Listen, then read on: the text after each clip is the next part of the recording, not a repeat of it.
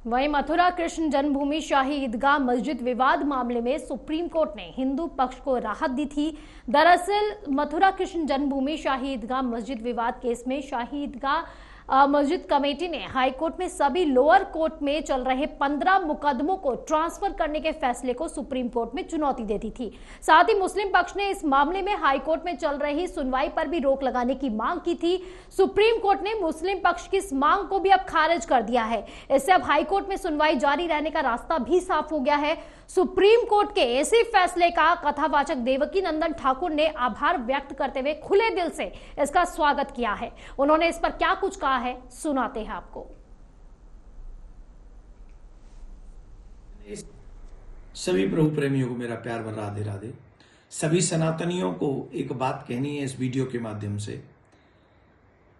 जैसा कि आप सभी जानते हैं कि मथुरा में कृष्ण भूमि के लिए अनेक केस चल रहे हैं और अब वो मथुरा में चलने की बजाय प्रयागराज में चल रहे हैं।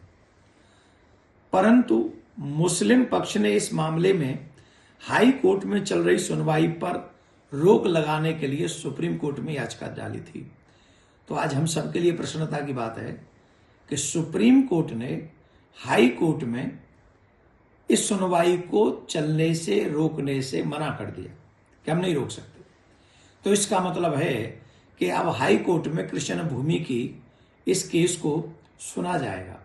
एक और प्रार्थना इसके माध्यम से हम कर दें और आप अगर साथ रहेंगे तो ये मांग भी मान्य होगी और हम प्रयास करेंगे कि इसमें भी कुछ न कुछ याचिका डाली जाए कि राम जन्मभूमि की तरह ही कृष्ण भूमि पर भी डे बाय डे सुनवाई होनी चाहिए, जिससे जब तक सनातनियों को अपमानित करने वाला वो स्थान जो कृष्ण भूमि का है और वहां ईदगाह खड़ी हुई है, उसी मंदिर के ऊपर ईदगाह बना दी गई है, तो इस विषय को जल्दी से जल्दी सुना जाए और जल्दी से जल्दी इसका निपटारा हो।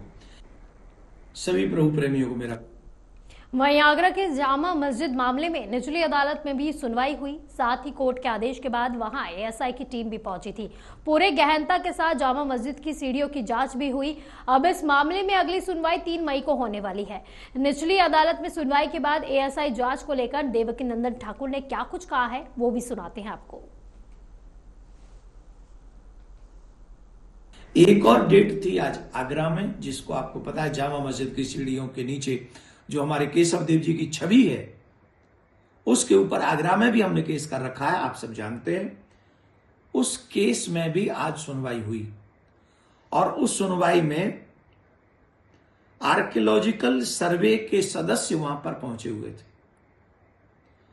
और कोर्ट ने, मुस्लिम पक्ष भी था, हमारे पक्ष के वकील भी वहां थे, तो कोर्ट ने उन लोगों को, मतलब इस टीम को, हमारे वकील साहब से कहा है कि आप इनको, जो आपके पास सबूत हैं, उनके कुछ पेपर्स इनको दीजिए और 3 मई को इसकी अगली सुनवाई होगी। तो ये दोनों ही तरीके से हम सब के लिए एक अच्छा संदेश है। मैं आप सबसे भी निवेदन करूंगा कि हम और आप अगर एक होंगे तो रामलला की तरह कृष्ण भूमि पर भी हमारे नंदलाल प्रसन्न होंगे।